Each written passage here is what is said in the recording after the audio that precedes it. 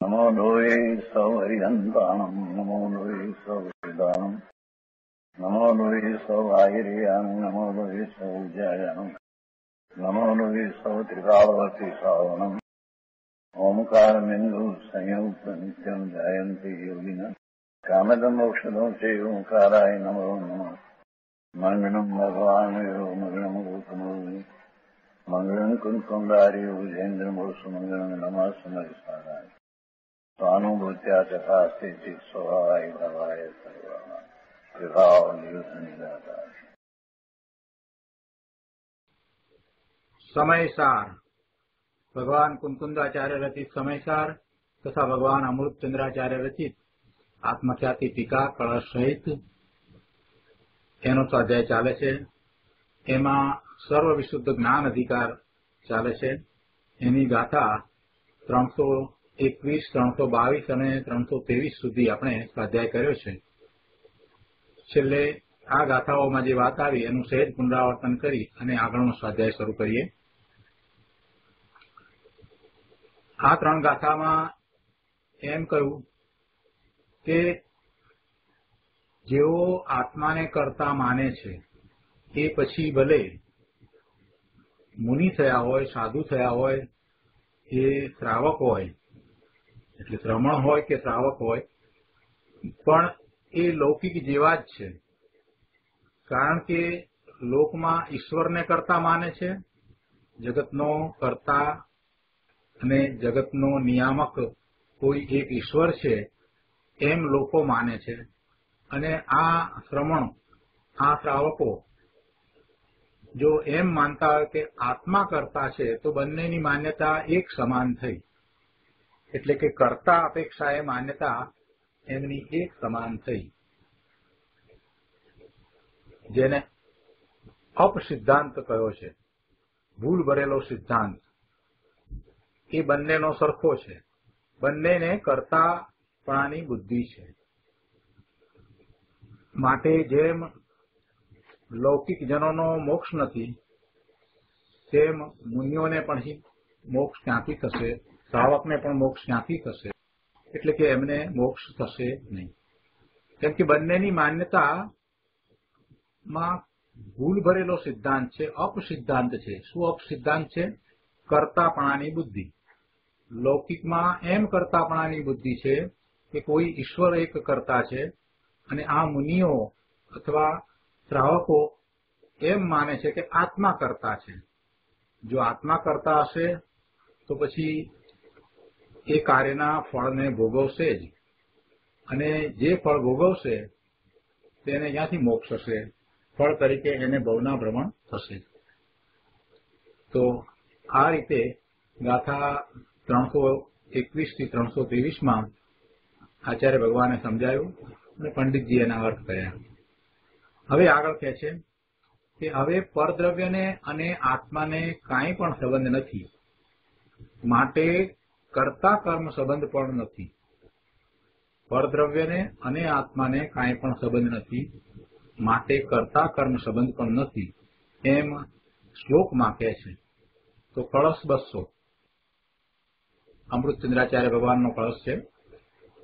નાસ્તિ સર્વોપી સંબંધ પરદ્રવ્યાત્મક તત્વયો કર્તૃ કર્મત્વ સંબંધા ભાવે તત્ કર્તૃતા કુતઃ।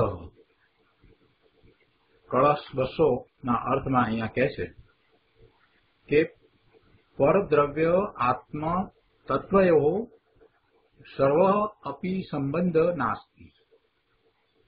પરદ્રવ્યને અને આત્મતત્વને સઘળોય, બધોય, એટલે પછી કાંઈ પણ બાકી ન રહે એમ બધોય, સઘળોય સંબંધ નથી, કોઈ પણ રીતે સંબંધ નથી। પરદ્રવ્ય અને આત્મતત્વને કોઈ પણ સંબંધ નથી, કાંઈ પણ સંબંધ નથી, સઘળાય સંબંધનો અભાવ છે, બધા જ સંબંધનો અભાવ છે। કર્તુ કર્મત્વ સંબંધ અભાવે તત્ કર્તુતા કુતઃ। એમ કર્તા કર્મપણાના સંબંધનો અભાવ હોતા આત્માને પરદ્રવ્યનું કર્તાપણું ક્યાંથી હોય, એટલે કે ન જ હોય. તેના ભાવાર્થમાં પંડિતજી સમજાવે છે કે પરદ્રવ્યને અને આત્માને કાંઈ પણ સંબંધ નથી.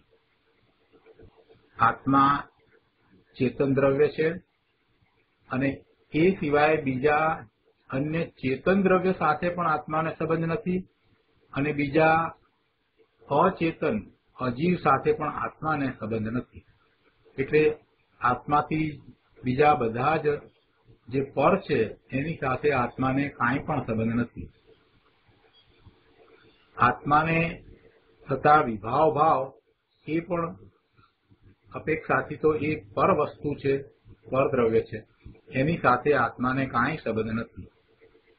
પરદ્રવ્યને અને આત્માને કાંઈ પણ સંબંધ નથી, તો પછી તેને કર્તા કર્મ સંબંધ કઈ રીતે હોય, એટલે કે ન હોય. એ રીતે જ્યાં કર્તા કર્મ સંબંધ નથી ત્યાં આત્માને પરદ્રવ્યનું કર્તાપણું કઈ રીતે હોઈ શકે? એટલે આત્મા પરદ્રવ્યનો કર્તા હોય નહીં. પરદ્રવ્ય સાથે એને સંબંધ નથી એટલે આત્મા પરદ્રવ્યનો કર્તા હોય નહીં. એ વાત અહીંયા તો સમજાવી છે. આનો વિસ્તાર અગાઉ પણ આવી ગયો છે. આજે આ કળશ ઉપર પૂજ્ય ગુરુદેવ કાંજી સ્વામીના પ્રવચનમાંથી આપણે કેટલાક અંશ લઈએ. પ્રવચન રત્નાકર ભાગ 9 પાના નંબર 196 અહીંયા કહે છે કે પરદ્રવ્યને અને આત્મતત્વને કાંઈ પણ સંબંધ નથી. ગુરુદેવ સમજાવે છે કે શું કહ્યું? આ લોકમાં અનંત આત્મા અને અનંતા અનંત પરમાણુ છે. તેમને એકબીજાને કાંઈ પણ સંબંધ નથી. પરસ્પર એકબીજા વચ્ચે અભાવ છે એટલે એકબીજાને કાંઈ પણ સંબંધ નથી. માટે એકબીજાને કાંઈ સંબંધ નથી અને સંબંધ નથી તો પછી કર્તા કર્મ ભાવ પણ નથી. આત્મા પરનો કર્તા પણ થતો નથી. આગળ 197 પાના પર કહે છે કે એક દ્રવ્ય બીજાને પરિણમન કાળે નિમિત્ત હો પણ નિમિત્ત કાંઈ કરી દે છે એમ નથી. એક કાર્ય થાય ત્યારે બીજું દ્રવ્ય ત્યાં ઉપસ્થિત હોય, હાજર હોય, તો એને આપણે ઉપચારથી નિમિત્ત કારણ કહીએ છીએ. પણ એ કાંઈ કરતું નથી. બીજું દ્રવ્ય એ પેલા દ્રવ્યમાં કાંઈ કરે છે એમ નથી. એ હાજર છે.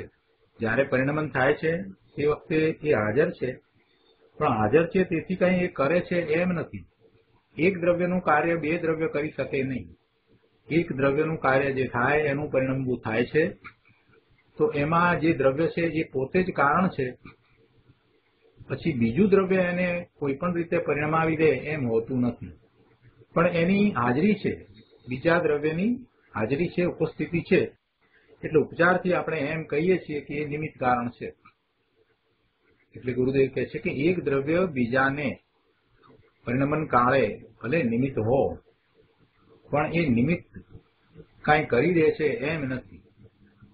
સ્વદ્રવ્યના અને પરદ્રવ્યના ચતુષ્ટય ભિન્ન ભિન્ન છે.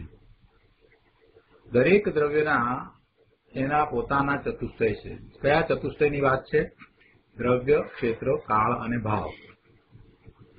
એક દ્રવ્ય છે અને બીજું દ્રવ્ય છે, તો બંને દ્રવ્યના આ ચતુષ્ટય છે એ એક હોય નહીં, એ ભિન્ન જ હોય. એનું દ્રવ્યત્વ છે અને પેલા દ્રવ્યનું દ્રવ્યત્વ છે એ બંને જુદું જ હોય. એ બંને કોઈ કાળે એક હોય નહીં, કોઈ સંયોગોમાં એ એક થાય નહીં. બંનેના દ્રવ્ય જુદા છે, તેમ ક્ષેત્ર પણ જુદા છે. એક ક્ષેત્રે છે એમ આપણે કહીએ છીએ, પણ ખરેખર તો ક્ષેત્ર જુદા છે. આપણે એમ કહીએ છીએ ને કે શરીર ને જીવ એક સાથે રહેલા છે, પણ છતાંય એ ક્ષેત્ર જુદા છે. છતાં પણ ક્ષેત્ર જુદા છે.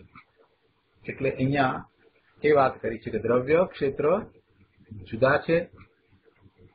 કાળ અને ભાવ પણ એના જુદા છે. પેલાનો કાળ છે તે એનો કાળ છે, એના પરિણામ થાય ત્યારે એ કાળ એનો કહેવાય. એ જ કાળે અહીંયા થતા હોય તો આનો કાળ જુદો ગણાય. સમય અપેક્ષાએ આપણે એમ જ કહીએ કે એ જ સમય અહીંયા પણ થયું ને ત્યાં પણ થયું, પણ છતાંય એ પેલા દ્રવ્યમાં જે કાર્ય થયું એ વખતે એને કાળનું નિમિત્ત હતું, કાળ એને નિમિત્ત થયો, તો એ કાળ એનો કહેવાય. અને આ દ્રવ્યને જયારે પરિણમન થયું અને એ જ સમય એક જ હતો, છતાં આ એનો કાળ કહેવાય. એટલે એ રીતે બંનેના કાળ પણ જુદા ગણાય. અને ભાવ જેવા ગુણ છે એવા ભાવે પરિણમન થાય છે. એટલે દરેક દ્રવ્યના એના પોતાના ગુણ છે એ પ્રમાણે એનો ભાવ છે. એટલે દ્રવ્ય, ક્ષેત્ર, કાળ અને ભાવ એ ચારેય મળીને આપણે ચતુષ્ટય કહીએ છીએ. એ દરેક દ્રવ્યના પોતાના હોય. સ્વદ્રવ્યના અને પરદ્રવ્યના ચતુષ્ટય દ્રવ્ય, ક્ષેત્ર, કાળ અને ભાવ ભિન્ન ભિન્ન છે. વધારે સ્પષ્ટતા કરતા ગુરુદેવ કહે છે કે ચતુષ્ટયમાં પર્યાય પણ આવી ગઈ. એટલે પર્યાય જે થાય છે એ પણ દરેક દ્રવ્યની એની પોતાની જ હોય, બીજા દ્રવ્યની પર્યાય હોય નહીં. દ્રવ્ય, ક્ષેત્ર, કાળ, ભાવ દરેક દ્રવ્યના જુદા છે અને પર્યાય પણ એની પોતાની જુદી છે. એવું સ્વ અને પર જેને જાણ્યું નથી એ ગમે તેટલા શાસ્ત્ર વાંચે છતાં પણ મિથ્યા દ્રષ્ટિ છે. સ્વથી બીજું બધું પર છે એવું ભેદ જ્ઞાન કર્યા વિના સમ્યક દર્શન થાય નહીં. અહીંયા કહે છે કે ભાઈ પ્રત્યેક દ્રવ્યની પર્યાય એનાથી છે, એટલે કે એ દ્રવ્યથી છે. એ પરદ્રવ્યને લઈને પર્યાય થાય એમ ક્યારેય બને નહીં. ભૂતકાળમાં પણ એમ બન્યું નથી, વર્તમાનમાં પણ બને નહીં અને ભવિષ્યમાં પણ હોય નહીં. એટલે કહે છે કે ચતુષ્ટયમાં પર્યાય પણ આવી ગઈ. એટલે પર્યાય પણ જુદી છે. સ્વદ્રવ્ય અને પરદ્રવ્યના ચતુષ્ટય જુદા છે. સ્વદ્રવ્ય અને પરદ્રવ્યની પર્યાયો પણ જુદી છે. સ્વદ્રવ્યની પર્યાય બીજું પરદ્રવ્ય કરે નહીં, કે પરદ્રવ્યની પર્યાય સ્વદ્રવ્ય કરે નહીં. સ્વદ્રવ્યની પર્યાય એની પોતાની છે, પરદ્રવ્યની પર્યાય એ પરદ્રવ્યની છે. અને એ પર્યાય થવાનું કારણ એ એનું પોતાનું છે પણ પરનું નથી. પરદ્રવ્યને લઈને એ પર્યાય થાય એમ ત્રણ કાળમાં બને નહીં. એક દ્રવ્યનો બીજા ઉપર પ્રભાવ પડે એમ કેટલાક કહે છે, પણ એ બરાબર નથી. પ્રભાવ એ શું ચીજ છે? પ્રભાવ પડે એટલે આ દ્રવ્યમાં કાર્ય થાય, એની અસર નીચે કંઈક જુદી રીતે કાર્ય થાય એમ બને નહીં. દ્રવ્યમાં જે કાર્ય થાય, દ્રવ્યનું જે પરિણમન થાય એ એના ગુણ પ્રમાણે થાય. અન્ય દ્રવ્યનો પ્રભાવ એટલે અન્ય દ્રવ્યના ગુણ પ્રમાણે અહીંયા કંઈ કાર્ય થઈ જાય એમ બનતું નથી. એટલે એમ કંઈ પ્રભાવ પડતો નથી. એનો પ્રભાવ એના સુધી સીમિત છે. જે દ્રવ્ય છે એ દ્રવ્યમાં જે ગુણ છે એ પ્રમાણે એનો ભાવ છે. માટી માટીના ભાવે હોય, માટીના ભાવનો પ્રભાવ સોના ઉપર પડી જાય એમ બને નહીં. કે માટીમાંથી ઘડો થાય તો એમાં કુંભાર ઘડો બનાવનાર છે તો કુંભારનો પ્રભાવ કાંઈ ઘડામાં દેખાય એમ બને નહીં. ઘડામાં કાંઈ ચેતન આવતું નથી, કુંભારનો એક પણ ગુણ એમાં આવતો નથી. એટલે કોઈ રીતે એમાં પ્રભાવ પડતો જ નથી. માટીનો જે ભાવ છે એ એના ગુણને કારણે જેવો છે તેવો જ રહે, એમાં કુંભારનો પ્રભાવ પડે નહીં. એટલે પ્રભાવ એ કાંઈ વસ્તુ નથી. કોઈક રીતે વ્યવહારમાં ઉપચારથી એવા શબ્દો બોલવામાં આવે, કહેવામાં આવે, લખવામાં આવે, પણ એ કાંઈ ચીજ નથી. એટલે ગુરુદેવ કહે છે કે ભાઈ પ્રભાવ એ શું ચીજ છે? એ કાંઈ ચીજ નથી. બીજા દ્રવ્યની કોઈ વસ્તુ આ દ્રવ્યની અંદર આવી જાય એમ બનતું નથી. દ્રવ્ય ગુણ પર્યાયને છોડીને જગતમાં કોઈ વસ્તુ નથી. દ્રવ્યમાં ગુણ અને પર્યાય. દ્રવ્યને ગુણ છે, ગુણોનો સમૂહ એ દ્રવ્ય છે અને એની પોતાની દરેક સમયની એક પર્યાય છે. આવું વસ્તુનું સ્વરૂપ છે. એટલે ગુરુદેવ કહે છે કે દ્રવ્ય ગુણ પર્યાય ને છોડીને જગતમાં કોઈ વસ્તુ નથી. અને એક દ્રવ્યના દ્રવ્ય ગુણ પર્યાય બીજામાં પ્રવેશી જાય એમ તો છે નહીં. એટલે પ્રભાવ ક્યાંથી પડે? એટલે કોઈનો પ્રભાવ કોઈ ઉપર પડે છે એમ માનવું બરાબર નથી. એની હાજરીમાં આ દ્રવ્ય અમુક રીતે વર્તે છે એટલે આપણે એમ કહીએ કે એનો પ્રભાવ પડે છે. લૌકિકમાં આપણે એમ કહીએ છીએ કે આ અમુક વ્યક્તિની જે કંડક્ટ છે, એમનું જે બિહેવિયર છે, એ બધું બીજી અમુક વ્યક્તિનામાં એના પ્રભાવ નીચે આવે છે ને ત્યારે આવું હોય છે, એવું આપણે કહીએ છીએ. એનો પ્રભાવ એવો છે કે જેને લીધે થઈને આ વ્યક્તિ આ રીતે વર્તે છે, પણ વાસ્તવમાં એમ નથી. કોઈનો પ્રભાવ એની ઉપર પડતો નથી. એ કાળે એનું જેમ પરિણમન થવાનું છે એમ જ થાય છે, અને એના પરિણમનમાં એના ગુણો છે એ જ ખરેખર કારણ છે. એનામાં જો એ ગુણ ન હોય તો એ પરના ગુણ પ્રમાણે વર્તે એમ બનતું નથી. એટલે પ્રભાવ કોઈ ચીજ નથી. એને આપણે ઉપચારથી એમ કહી શકીએ કે નિમિત્ત છે એવું કંઈક કહી શકીએ, પણ ખરેખર તો એવો કાંઈ પ્રભાવ પડતો નથી. કોઈ કોઈનું કાંઈ કરે છે એમ નથી. કોઈ કોઈની અસર નીચે કાર્ય કરે છે એમ નથી. એનામાં જે છે એ જ પ્રમાણે એ કાર્ય કરે છે. એનામાં જેવા ગુણો છે એ જ રીતે એનું પરિણમન થાય છે. એનામાં ગુણ ન હોય અને પારકાના ગુણ લઈને એ કાંઈ કાર્ય કરી શકે એમ તો ત્રણ કાળમાં બને નહીં. એટલે કોઈ પ્રભાવ ચીજ નથી. અહીંયા કહે છે કે પરદ્રવ્ય અને આત્મતત્વને કાંઈ પણ સંબંધ નથી. એક તત્વને બીજા અનંત તત્વ છે એની સાથે કાંઈ સંબંધ નથી. આત્મદ્રવ્યને બીજા કોઈ સાથે સંબંધ નથી. સ્ત્રીને પુરુષ સાથે કાંઈ સંબંધ નથી. જળ કર્મ એક ક્ષેત્ર વગાડે છે તેને આત્મા સાથે કાંઈ સંબંધ નથી. આ આત્મદ્રવ્ય બધાથી જુદું છે. એને કોઈ દ્રવ્ય સાથે સંબંધ નથી.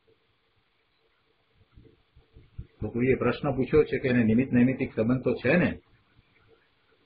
તો હા, નિમિત્ત નૈમિત્તિક સંબંધ તો છે, પણ નિમિત્તની પર્યાયને સ્વદ્રવ્યની પર્યાય સાથે શું સંબંધ છે? કાંઈ સંબંધ નથી. નિમિત્ત પણ બીજું દ્રવ્ય છે, પરદ્રવ્ય છે. એનું કાર્ય પણ એ એના કારણે, પોતાના કારણે એ કરે છે, અને એની પણ નવી નવી પર્યાય થાય છે. હવે એ એની પોતાની પર્યાય કરશે કે અન્ય દ્રવ્યની પર્યાય કરવા જશે? શાંતિથી વિચાર કરીએ તો બધું સમજાય એવું છે કે એ નામનું દ્રવ્ય છે, એનું કાર્ય થાય છે ત્યારે બી નામનું દ્રવ્ય છે એ એમાં નિમિત્ત કારણ છે એમ જ્યારે કહીએ ત્યારે જરાક વિચાર કરવો કે બી દ્રવ્ય જે નિમિત્ત છે એના પણ પરિણામ તો થાય છે. તો એ એનું પોતાનું બી દ્રવ્ય પોતાનું કાર્ય કરશે કે પછી એ દ્રવ્યનું કાર્ય કરવા જશે?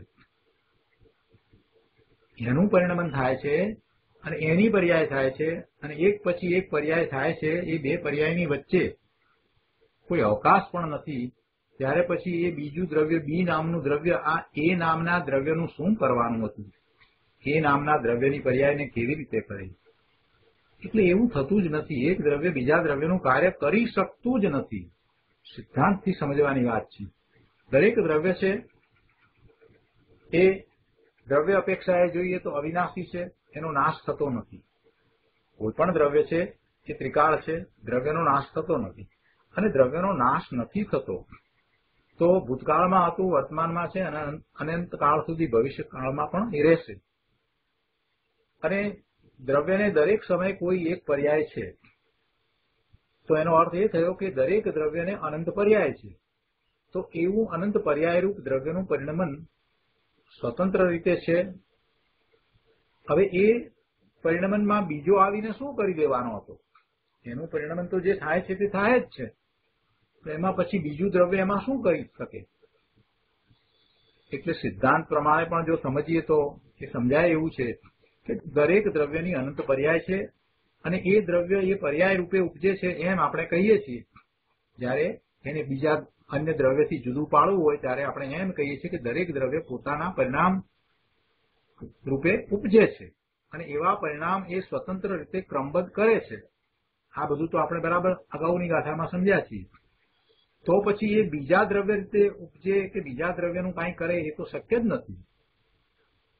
અહીંયા કહે છે કે હા નિમિત્ત છે, પણ નિમિત્તની પર્યાયને, એ નિમિત્તની પર્યાય પણ થાય છે ને, એટલે એ નિમિત્તની પર્યાયને સ્વદ્રવ્યની પર્યાય સાથે શું સંબંધ છે? એટલે કે કાંઈ સંબંધ નથી. નિમિત્ત તો પર વસ્તુ છે. નિમિત્ત પોતાના દ્રવ્ય પર્યાયમાં નિમિત્તપણે ઊભું છે. એ નિમિત્ત તરીકે જે દ્રવ્ય છે એ પોતે પોતાના સ્વચતુષ્ટય સહિત છે અને એની પણ પર્યાય થઈ રહી છે. એટલે કે નિમિત્ત પોતે પોતાના દ્રવ્ય પર્યાયમાં નિમિત્તપણે ઊભું છે અને ભગવાન આત્મા પોતાના દ્રવ્ય પર્યાયમાં ઊભો છે. બંને પોતપોતાનામાં રહ્યા છે. કોઈ કોઈમાં પ્રવેશે એમ તો છે નહીં. તો નિમિત્ત સ્વદ્રવ્યનું શું કરે? એટલે કે કાંઈ કરે નહીં. વાસ્તવમાં સ્વદ્રવ્ય પરદ્રવ્યને પરસ્પર કોઈ સંબંધ છે જ નહીં. એક ચૈતન્ય તત્વને બીજા ચૈતન્ય તત્વ સાથે કે બીજા જળ પરમાણુ સાથે કાંઈ સંબંધ નથી. કેમ કે સ્વદ્રવ્યમાં પરદ્રવ્યનો ત્રણેય કાળે અભાવ છે. એ પણ પરને લઈને છે એમ નહીં. અભાવ છે એ પરને લઈને અભાવ છે એમ નહીં, પણ પરના અભાવરૂપ પોતાનો જ સ્વભાવ છે. સ્વદ્રવ્ય એનો એવો સ્વભાવ જ છે કે એ પરના અભાવ રૂપે રહે. એટલે એ એનો ગુણ છે, એટલે એવો એનો સ્વભાવ છે કે જેમાં પરના ગુણ પ્રવેશી શકે નહીં એવો એનો સ્વભાવ છે. પરની કોઈ વસ્તુ સ્વમાં પ્રવેશી શકે નહીં એવો સ્વસ્વભાવ છે. સ્વદ્રવ્યમાં પરદ્રવ્યનો ત્રિકાળ અભાવ છે અને એ પણ પરને લઈને છે એમ નહીં, પણ પરના અભાવરૂપ પોતાનો જ સ્વભાવ છે. આ પ્રમાણે પરદ્રવ્યને આત્મદ્રવ્ય સાથે કાંઈ પણ સંબંધ નથી. આગળ કહે છે કે કર્તા કર્મપણાના સંબંધનો અભાવ હોતા આત્માને પરદ્રવ્યનું કર્તાપણું ક્યાંથી હોય? આ વાતને ગુરુદેવ સમજાવે છે કે જુઓ, આ પ્રમાણે સ્વદ્રવ્ય પરદ્રવ્યને કર્તા કર્મ સંબંધ નથી, તો પછી આત્માને પરદ્રવ્યનું કર્તાપણું કેમ હોય? એટલે કે ન હોય. નિશ્ચયથી તો પરદ્રવ્યનો તો કરતા નથી. આત્મા પરદ્રવ્યનો તો નિશ્ચયથી કરતા નથી, પણ રાગનોય કરતા નથી. અને એથી વિશેષ કહીએ તો ગાથા 320માં આવી ગયું કે દ્રવ્ય ત્રિકાળી જે નિત્ય આનંદ પ્રભુ છે તે એની નિર્મળ પર્યાયને નિર્જરા અને મોક્ષને કરતું નથી. શુદ્ધ ત્રિકાળી દ્રવ્ય જે ત્રણેય કાળે જે ધ્રુવ છે એની વાત કરતા 320 ગાથામાં આપણે એ સમજ્યા કે એ નિર્જરાને પણ કરતું નથી, મોક્ષને પણ કરતું નથી. એ પર્યાય જે છે મોક્ષ અને નિર્જરાની, એ પર્યાય પણ એના ષટકારકોથી સ્વતંત્ર રીતે થાય છે. એ પર્યાય પોતાના સ્વકાળે પોતાથી સ્વયં પ્રગટ થાય છે.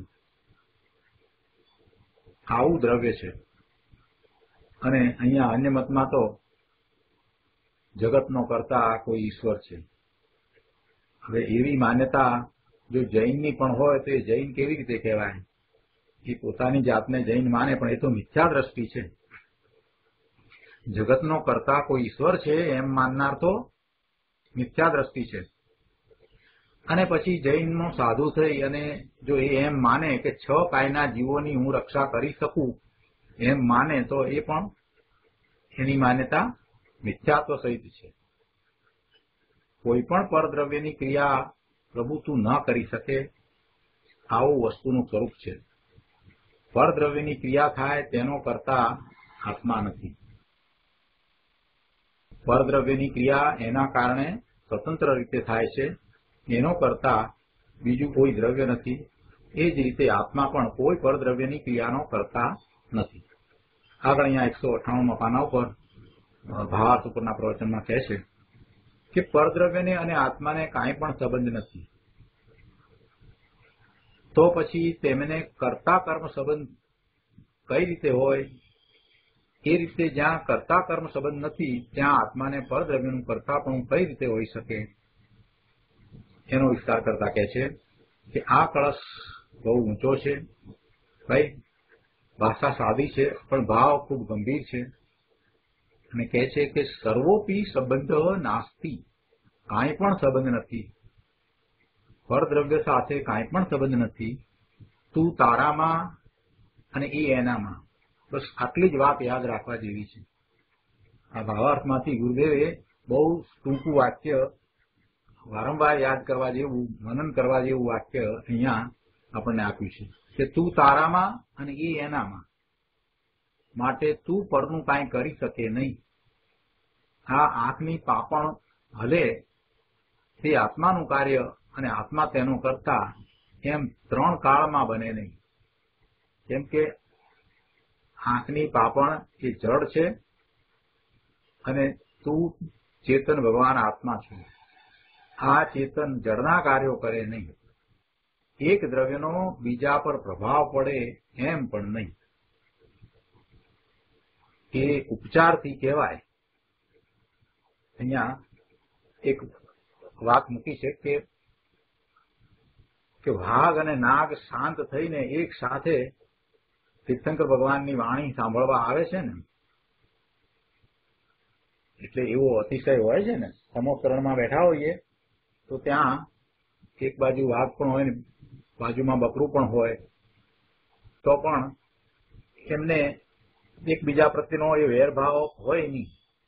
એ શાંત થઈ અને ભગવાનની વાણી સાંભળે છે તો ભગવાનની વાણીનો અને ભગવાનનો એવો પ્રભાવ કહેવાય કે નહીં, એવો અતિશય હોય છે ને. વાત તો બરાબર છે. સમોકરણમાં જઈએ તો આપણને એવું જોવા મળે, ત્યાં બધા વેર ઝેર બધું ભૂલાઈ જાય. તો એ કહેવાય ને કે એવો પ્રભાવ, પ્રભુની વાણીનો એવો પ્રભાવ હોય કે તમારા બધા સમાધાન થઈ જાય, તમારી આકુરતા વ્યાકુરતા ટળી જાય, તમને કોઈના પ્રત્યે એ વખતે ત્યાં દ્વેષ ભાવ ન થાય, વેર ઝેર તમે ભૂલી જાઓ. એ રીતે આ ભાગ અને નાગ ને એ બધા પણ પોતાના ક્રોધને સમાવી દે છે. એમને પણ પછી કંઈ વેર ઝેર જેવું દેખાતું નથી. આ બધું જોવા મળે છે સમોકરણમાં, એમ જ હોય છે.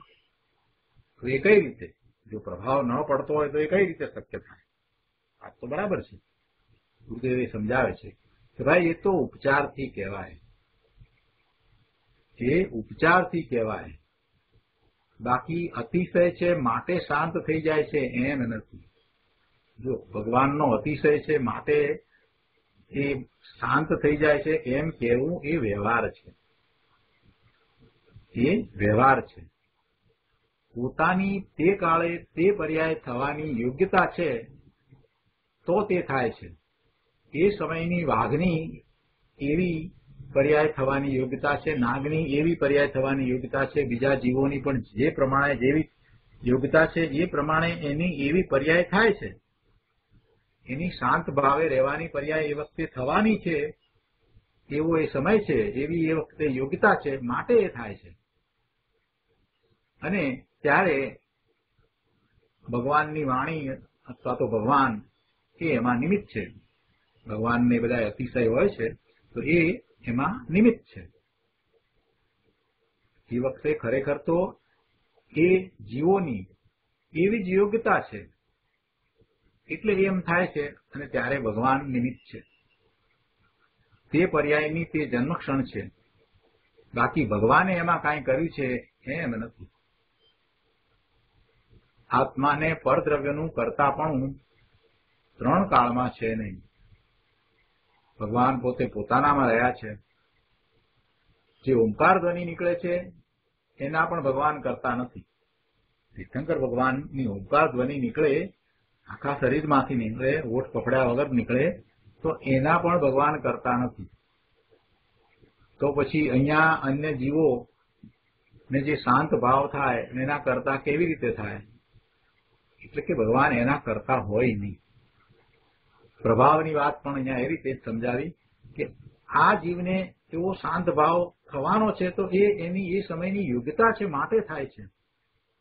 અને એમાં ભગવાન નિમિત્ત છે. ભગવાનની ઓમકાર ધ્વનિ નિમિત્ત છે. એ અતિશય છે એવો, એને આપણે નિમિત્ત કહીએ. પણ એમ તો નથી કે ભગવાન એ અન્ય દ્રવ્યનું કાંઈ કરે છે, અન્ય જીવનું કાંઈ કરે છે, એમ નથી. તીર્થંકર ભગવાનનો જન્મ થાય ત્યારે ક્ષણ માટે નરકના જીવોને પણ સાતાનો અનુભવ થાય એવો એક અતિશય હોય છે. જન્મ થાય તો જ્યાં જન્મ થાય છે ત્યાં આસપાસમાં બધે બ્લૂમ થઈ જાય, ત્યાં દુષ્કાળ પડે નહીં. આ બધું જે અતિશયો આપણે કહીએ છીએ, 34 પ્રકારના અતિશયોની વાત કરીએ છીએ, તો એમાં એમ જ સમજવાનું કે એ સમયની એવી દરેક દ્રવ્યની યોગ્યતા છે માટે એમ થાય છે, અને એમાં એ ભગવાનનો જન્મ નિમિત્ત છે. પણ ભગવાન કાંઈ એમાં કરે છે એમ નથી. બહુ વસ્તુનું સ્વરૂપ સ્પષ્ટ કરી દીધું. જૈન દર્શન સિવાય આવી સ્પષ્ટતા બીજા કોઈ મતમાં, બીજા કોઈ દર્શનમાં છે જ નહીં. તો આ રીતે આપણે આ કળશ 200 અહીંયા પૂરો કરીએ છીએ. હવે કળશ 200 પછીથી આગળ સમયસારમાં કહે છે કે હવે જેઓ વ્યવહાર નયના કથનને ગ્રહીને પરદ્રવ્ય મારું છે એમ કહે છે, એ રીતે વ્યવહારને જ નિશ્ચય માની આત્માને પરદ્રવ્યનો કર્તા માને છે તેઓ મિથ્યા દ્રષ્ટિ છે ઇત્યાદિ અર્થની ગાથાઓ દ્રષ્ટાંત સહિત કહે છે. હવે આ તો અમૃતચંદ્રાચાર્ય ભગવાનનો કળશ થયો, એના પછી હવે કુંકુંદાચાર્ય ભગવાનની આ ગાથાઓ આવે છે, અને એ ગાથાઓમાં દ્રષ્ટાંત સહિત સમજાવે છે. શું સમજાવે છે? કે જેઓ વ્યવહાર નયના કથનને પકડીને, ગ્રહીને, વ્યવહાર નયના કથનને જે એકાંતે જે પકડી લે છે, જે વ્યવહાર નયથી કહેવાયેલું કથન છે એને એ પરમ સત્ય માને છે અથવા તો નિશ્ચય માને છે, અને જે એમ કહે છે કે પરદ્રવ્ય મારું છે એમ જે કહે છે, અને એ રીતે એ વ્યવહારને જ નિશ્ચય માની અને આત્માને પરદ્રવ્યનો કર્તા માને છે, આ મોટામાં મોટું મિથ્યાત્વ છે. એટલે એ તો મિથ્યા દ્રષ્ટિ છે. અને આ વાત ગાથામાં દ્રષ્ટાંત સહિત કુંકુંદાચાર્ય ભગવાન આપણને સમજાવે છે. તો ગાથા 324, 325, 326 અને 327 4 ગાથાઓ છે, તે એક સાથે છે, આપણે લઈએ. વ્યવહાર ભાષિતેન તુ પરદ્રવ્યમ મમ ગણંત્ય વિદિતાર્થા जानन्ति निश्चयेन तु न च मम परमाणु मात्रमपि किंचित यथा कोपि नरो जलपति अस्माकं ग्राम विषयनगर राष्ट्रम न च भवन्ति तस्य तानि तु गणति च मोहेन स आत्मा एवमेव मिथ्यादृष्टि ज्ञानी निसंशयं भवत्येष यह परद्रव्यं ममेति जानन्तात्मानं करोति तस्मान् मे इति ज्ञात्वा द्वयेषां व्यत्यस्यां कर्तृत्ववशायं परद्रव्ये जानन् જાનિયાત દ્રષ્ટિ રહિતાનામ. ગુજરાતીમાં ગાથા છે, કહે છે કે વ્યવહાર મૂંડ અતત્વવિદ પરદ્રવ્યને મારું કહે, પરમાણુ માત્ર ન મારું જ્ઞાની જાણતા નિશ્ચય વડે. જેમ પુરુષ કોઈ કહે અમારું ગામ પૂર ને દેશ છે, પણ તે નથી તેના અરે જીવ મોહથી મારા કહે, એવી જ રીત જે જ્ઞાની પણ મુજ જાણતો પરદ્રવ્યને નિજરૂપ કરે, પરદ્રવ્યને તે જરૂર મિથ્યાત્વી બને.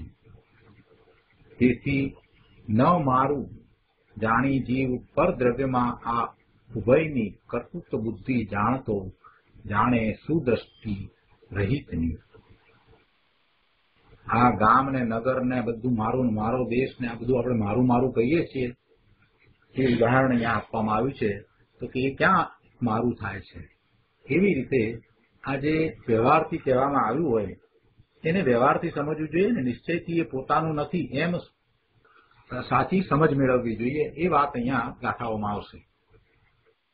ગાથાના અર્થમાં કહે છે કે અવિદિતાર્થા એટલે જેમણે પદાર્થનું સ્વરૂપ જાણ્યું નથી એવા પુરુષો. અવિદિતાર્થા જેમણે પદાર્થનું સ્વરૂપ જાણ્યું નથી એવા પુરુષો વ્યવહાર વાસિતેન તું એટલે વ્યવહારના વચનોને ગ્રહીને પરદ્રવ્યમ મમ પરદ્રવ્ય મારું છે એમ કહે છે. પરદ્રવ્યમ મમ ભણંતી એટલે પરદ્રવ્ય મારું છે એમ કહે છે. તું નિશ્ચય ન જાણતી પરંતુ જ્ઞાનીઓ નિશ્ચય વડે જાણે છે કે કિંચિત પરમાણુ માત્રમ અપી ન ચ મમ કોઈ પરમાણુ માત્ર પણ મારું નથી. આગળ કહે છે કે યથા કહ અપી નર જેવી રીતે કોઈ પુરુષ અસ્માકમ ગ્રામ વિષયનગર રાષ્ટ્રમ અમારું ગામ અમારો દેશ અમારું નગર અમારું રાષ્ટ્ર શરપતિ એમ કહે છે તું તાની તસ્ય ન ચ ભવંતી પરંતુ તે તેના નથી. જેવી રીતે કોઈ પુરુષ અમારું ગામ અમારો દેશ અમારું નગર અમારું રાષ્ટ્ર એમ કહે છે પરંતુ તે તેના નથી. મોહેન ચ સ આત્મા ભણંતી મોહથી તે આત્મા મારા જ કહે છે. એવમ એવ ય જ્ઞાની પરદ્રવ્યમ મમ ઇતિ જાનન તેવી જ રીતે જે જ્ઞાની પણ પરદ્રવ્ય મારું છે એમ જાણતો થકો આત્માનમ કરોતી એષઃ નિસંશયમ મિથ્યા દ્રષ્ટિ ભવતી પરદ્રવ્યને પોતાના રૂપ કરે છે તે નિસંદેહ અર્થાત ચોક્કસ મિથ્યા દ્રષ્ટિ થાય છે. જેવી રીતે કોઈ પુરુષ અમારું ગામ અમારો દેશ અમારું નગર અમારું રાષ્ટ્ર એમ કહે છે પરંતુ તે તેના નથી મોહથી મારા કહે છે તેવી રીતે જે જ્ઞાની પણ પરદ્રવ્ય મારું છે એમ જાણતો થકો પરદ્રવ્યને પોતાના રૂપ કરે છે તે નિસંદેહ અર્થાત ચોક્કસ મિથ્યા દ્રષ્ટિ થાય છે. જે પોતાનું નથી એને પોતાનું કહે છે, જે દેશ નગર રાષ્ટ્ર પોતાના નથી એને એ મોહને કારણે પોતાના કહે છે. એવી જ રીતે જે જ્ઞાની આ પરદ્રવ્યને પોતાનું માને છે એ પણ મિથ્યા દ્રષ્ટિ થાય છે. આગળ કહે છે તસ્માત ન મે ઇતિ જ્ઞાત્વા એતેષા દ્વયેષામ અપી માટે તત્વજ્ઞો પરદ્રવ્ય મારું નથી એમ જાણીને આ બંનેનો એટલે લોકનો અને શ્રમણનો પરદ્રવ્યે કર્તૃત્વ વશાયમ જાનન જાનીયાત આ બંનેનો એટલે કે લોકનો અને શ્રમણનો પરદ્રવ્યમાં કર્તાપણાનો વ્યવસાય જાણતા થકા એમ જાણે છે કે દ્રષ્ટિ રહિતાનામ આ વ્યવસાય સમ્યક દર્શન રહિત પુરુષોનો છે. ઉપરની ગાથામાં ઉદાહરણ આપ્યું અને પછી અહીંયા કહે છે કે માટે તત્વજ્ઞો પરદ્રવ્ય મારું નથી એમ જાણીને તત્વજ્ઞો એટલે જ્ઞાની ખરેખર સાચા જ્ઞાની તત્વજ્ઞો તત્વને જે જાણે છે તે તત્વજ્ઞો છે. તત્વને સાચા અર્થમાં જાણનાર છે તે તત્વજ્ઞ છે. એવા તત્વજ્ઞો એવા મહાપુરુષો જે તત્વની સાચી સમજ ધરાવે છે એવા તત્વજ્ઞો પરદ્રવ્ય મારું નથી એમ જાણીને આ બંનેનો એટલે લોકનો અને શ્રમણનો પરદ્રવ્યમાં કર્તાપણાનો વ્યવસાય જાણતા થકા એમ જાણે છે કે આ વ્યવસાય સમ્યક દર્શન રહિત પુરુષોનો છે. એવા મહાપુરુષો એમ જાણે છે કે આ લોકોનો અને શ્રમણનો, કયા શ્રમણ? કે જેને પરદ્રવ્યનું કર્તૃત્વ છે એવા શ્રમણ, અને લોકો કે જેઓ એમ માને છે કે આ જગતનો કર્તા કોઈ ઈશ્વર છે, એમ જેમને કર્તા બુદ્ધિ છે એ લોકો અને એવા શ્રમણ. અગાઉની ગાથામાં જે કહ્યું તે પ્રમાણે એવા એ બંનેનો પરદ્રવ્યમાં કર્તાપણાનો વ્યવસાય જાણે છે. કોણ જાણે છે? આ તત્વજ્ઞો. આ તત્વજ્ઞો જાણે છે કે આ લોકો અને આ ઊંધી માન્યતા ધરાવનાર શ્રમણ જેમને પરદ્રવ્યમાં કર્તાપણાનો વ્યવસાય છે, અને જો આવો કર્તાપણાનો વ્યવસાય હોય તો એ દ્રષ્ટિ રહિત છે, એટલે કે સમ્યક દ્રષ્ટિ વિનાના છે. ટીકામાં કહે છે અમૃતચંદ્રાચાર્ય ભગવાન કે અજ્ઞાનીઓ જ વ્યવહાર વિમૂઢ, વ્યવહારમાં જ વિમૂઢ હોવાથી પરદ્રવ્યને આ મારું છે એમ દેખે છે. અજ્ઞાનીઓ જ વ્યવહાર વિમૂઢ એટલે વ્યવહારમાં જ મૂંઢ હોવાથી પરદ્રવ્યને આ મારું છે એમ દેખે છે. સાચા જ્ઞાની છે એ એમ કઈ જાણતા નથી, એમ શ્રદ્ધતા નથી, એમ માનતા નથી. અજ્ઞાનીઓ છે એ જ વ્યવહાર દ્રષ્ટિ છે, વ્યવહાર મૂંઢ છે. વ્યવહાર મૂંઢ જે વ્યવહારથી કથન કહેવામાં આવ્યા હોય એને નિશ્ચય ના જાણે, જે એક સમયનું સત હોય એને શાશ્વત સત જાણે, એવા વ્યવહાર મૂંઢ. એવા વ્યવહાર મૂંઢ કોઈ વસ્તુ ઉપચારથી કહેવામાં આવી હોય એને સત્યાર્થ જાણે. એવા વ્યવહાર મૂંઢ છે એ પરદ્રવ્યને મારું છે એમ દેખે છે, એમ માને છે, એમ શ્રદ્ધે છે કે અજ્ઞાનીઓ છે.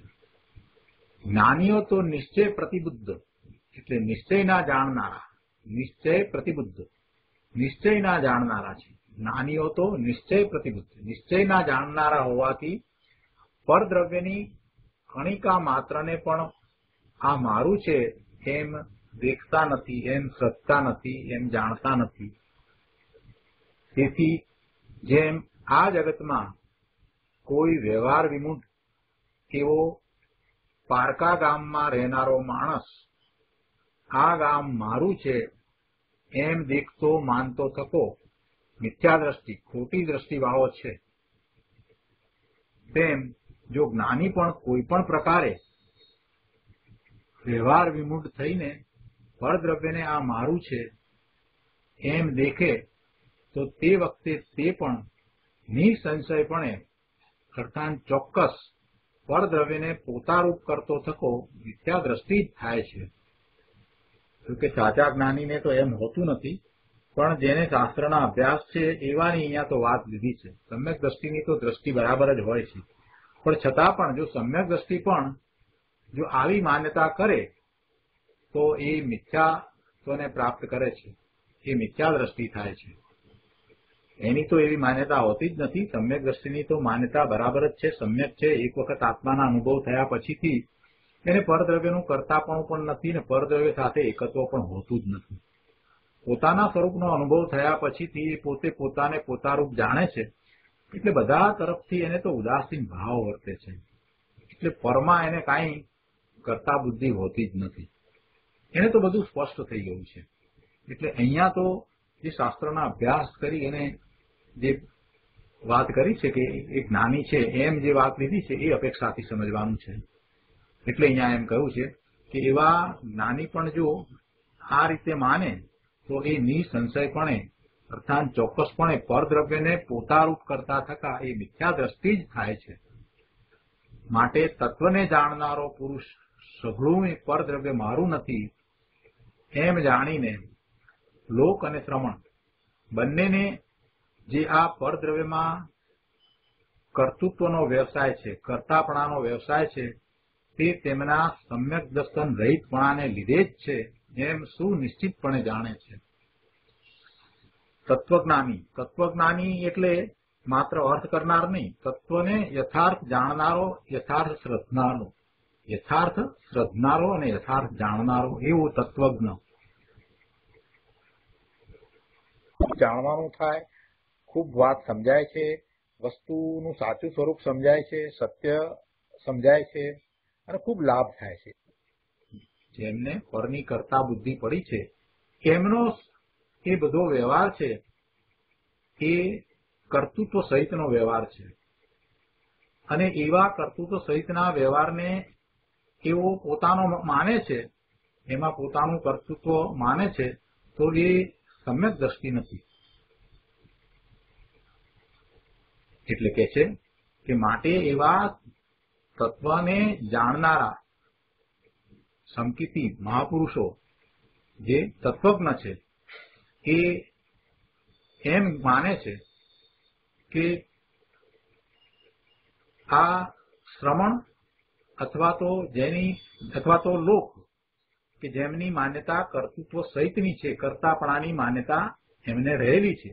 લોક જે ઈશ્વરને જગત કરતા માને છે અને એ શ્રમણ કે જે આત્માને કરતા માને છે એને માટે આ તત્વને જાણનારો એમ કહે છે. શું કહે છે એ વાત અહીંયા આપી છે.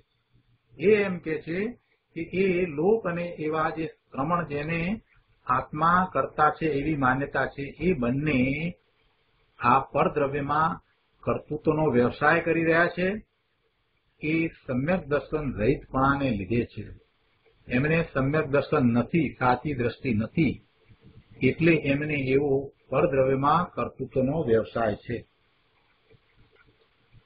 ભાવાત્મા પંડિતજી સમજાવે છે કે જે વ્યવહારથી મોહી થઈને પરદ્રવ્યનું કર્તાપણું માને છે તે લૌકિક જન હો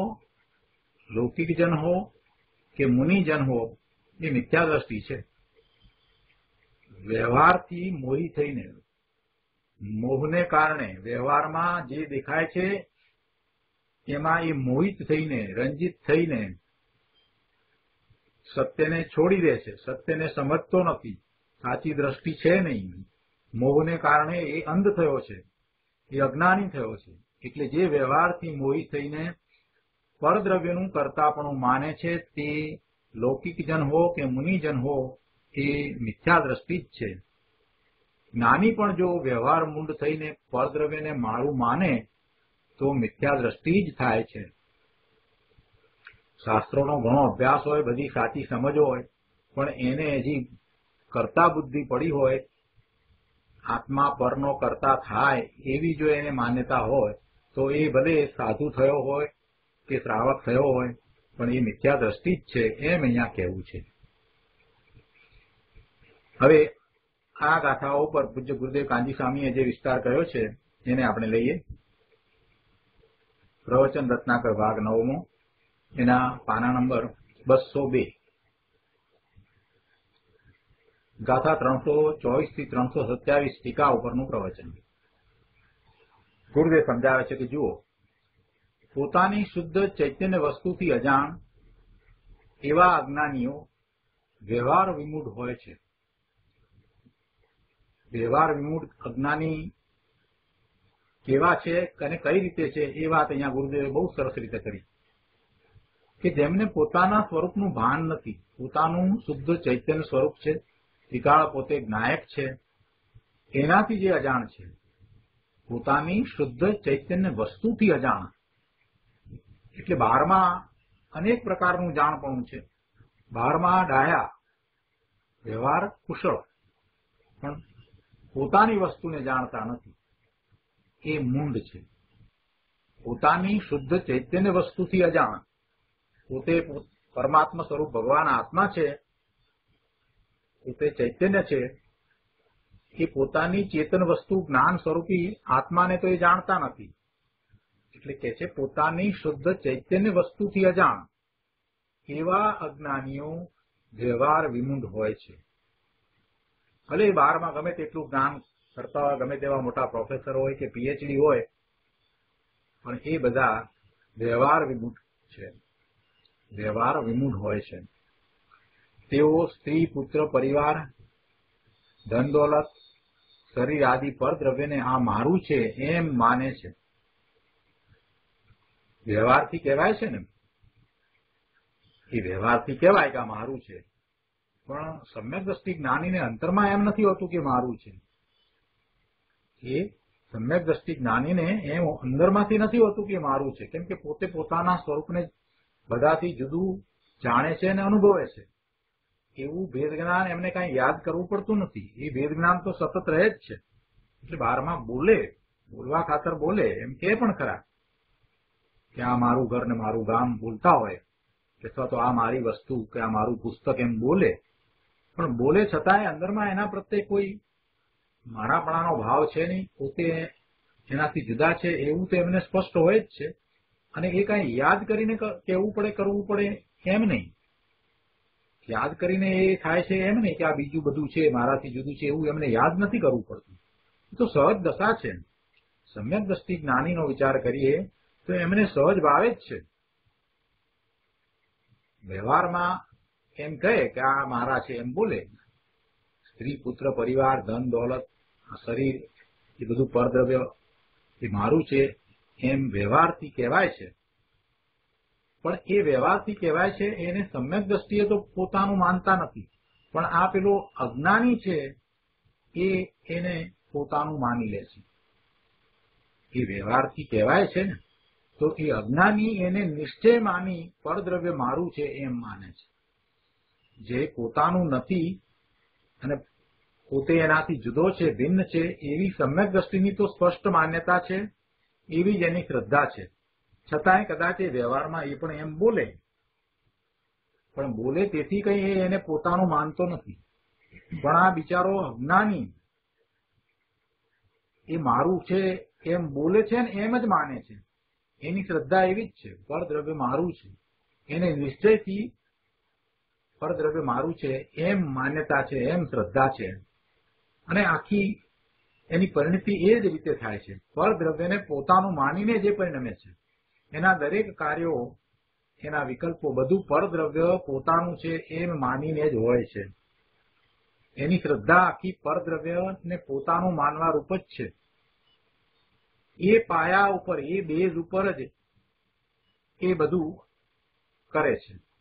પરદ્રવ્ય મારું છે એમ માનીને જ આખું જીવન જીવે છે. પરદ્રવ્ય આ જે કંઈ મળ્યું છે એ બધું પોતાનું છે એમ માનીને જ જીવનનો બધો જ સમય એમાં વેડફી નાખે છે. એ જ રીતે આખું જીવન જીવી જાય છે. એટલે એમાં શું થશે? રાગ અને દ્વેષ સિવાય બીજું કાંઈ થાય નહીં. જન્મે છે ત્યાંથી મૃત્યુ પામે છે ત્યાં સુધી એને સંયોગમાં જે પદાર્થો મળ્યા છે એ બધા સંયોગી છે. એ બધા જ પર પદાર્થો છે, પરદ્રવ્ય છે, એને એ પોતાનું માને છે. એટલે પછી એને રાખવાનો ભાવ અને એને સાચવવાનો ભાવ અને એને વધારવાનો ભાવ અને એમાં એ કંઈક એની ઈચ્છા પ્રમાણે ન થાય તો પછી બીજા પ્રત્યે એને દ્વેષનો ભાવ પણ થાય ને આર્ત ધ્યાન પણ થાય ને.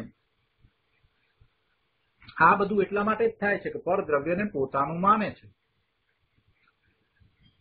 જ્ઞાનીઓ કેટલીક વખત બોલતા આપણને જણાય કે આ પુસ્તક મારું છે, પણ જ્ઞાનીની વાત જુદી છે. એને શ્રદ્ધામાં એમ નથી કે એ પુસ્તક એમનું છે, ને આ અજ્ઞાની છે એ પણ એમ બોલે કે આ પુસ્તક મારું છે. પણ અજ્ઞાનીની માન્યતા કેવી છે કે પુસ્તક પોતાનું જ છે, પોતે પુસ્તક ધરાવી શકે એવો છે, પોતે પુસ્તક રાખવા વાળો છે, એવી એની માન્યતા છે. જ્યારે જ્ઞાનીની માન્યતા કેવી છે કે પુસ્તક પરદ્રવ્ય જળ, એને હું ભગવાન આત્મા ચેતન એને ન તો ગ્રહી શકું કે ન તો છોડી શકું. એની માન્યતા એવી છે. ત્યારે અજ્ઞાનીની માન્યતા કેવી છે? જે પોતાના સ્વરૂપને જાણતો નથી એની માન્યતા કેવી છે કે પર પદાર્થને એ ગ્રહી શકે છે, રાખી શકે છે, છોડી શકે છે. આવી વિપરીત માન્યતા છે. એટલે આખું જીવન એ પરદ્રવ્યોને ભેગા કરવામાં, પરદ્રવ્યોને રાખવામાં, પરદ્રવ્યોનું જતન કરવામાં એવા વિકલ્પો સહિત પૂરું કરે છે. ખરેખર તો એ કાંઈ પરદ્રવ્યોને ભેગા કરી શકે છે એમ પણ નથી, એને રાખી શકે છે એમ પણ નથી, એનું જતન કરી શકે છે એમ પણ નથી. આ માલ મિલકત સામાન જે કંઈ મળ્યું હોય એને એ સાચવે છે અને એની વૃદ્ધિ કરે છે કે ભાઈ અમારી પાસે તો પહેલા આટલા પૈસા જ હતા, પણ અમે બધું આ મહેનત કરી અને બધું મેળવ્યું અને આ બધું સાચવીને રાખ્યું.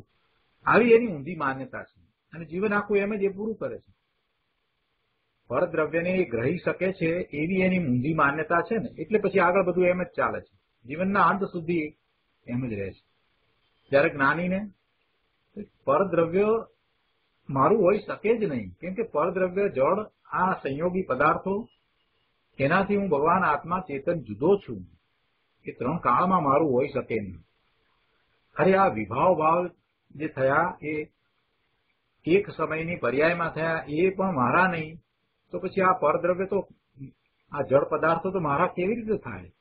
એને હું ગ્રહી શકતો જ નથી, એ મારું છે જ નહીં. છતાંય ઉપચારથી એ બોલે, એવું બોલે કે આ વસ્ત્ર મારું છે, કે આ પુસ્તક મારું છે, એવું બોલે, એવું બોલતા જણાય. પણ માન્યતા, શ્રદ્ધા એવી નથી. પણ અજ્ઞાનીની તો એવી જ શ્રદ્ધા છે કે પરદ્રવ્ય મારું છે. જેવું બોલે છે એવું જે માને છે, અને માને છે એટલું જ નહીં, જીવન આખું એમ જ વિતાવે છે. હવે એને લીધે થઈ અને એ આ અમૂલ્ય જીવન એને વેડફી નાખે છે. પરદ્રવ્યને પોતાનું માનવામાં આપણે શું કરી રહ્યા છીએ? જેની ઉપર આપણો કાબુ નથી, કંટ્રોલ નથી, એ વસ્તુને આપણે ખરેખર પોતાની માની અને એના કાર્યો કરવામાં આપણે રોકાઈ ગઈ અને પોતાના શુદ્ધ સ્વરૂપની પ્રાપ્તિનો પુરુષાર્થ જ નથી કરતા. એટલે શરૂઆત જ ગુરુદેવ એ રીતે કરી કે પોતાની શુદ્ધ ચૈતન્ય વસ્તુથી અજાણ એવા આ અજ્ઞાનીઓ એ વ્યવહાર વિમુખ હોય છે અને એ પરદ્રવ્ય મારું છે એમ માને છે. એને સ્વદ્રવ્ય, પરદ્રવ્ય, સ્વસત્તા, પરસત્તા સંબંધી કાંઈ શુદ્ધબુદ્ધ નથી, કાંઈ સમજ નથી. બહુ સરસ વાત છે, બધી બહુ સમજવા જેવી વાત છે. તો આજનો સ્વાધ્યાય અહીંયા સુધી રાખીએ છીએ. હવે સુખધામ બોલીએ.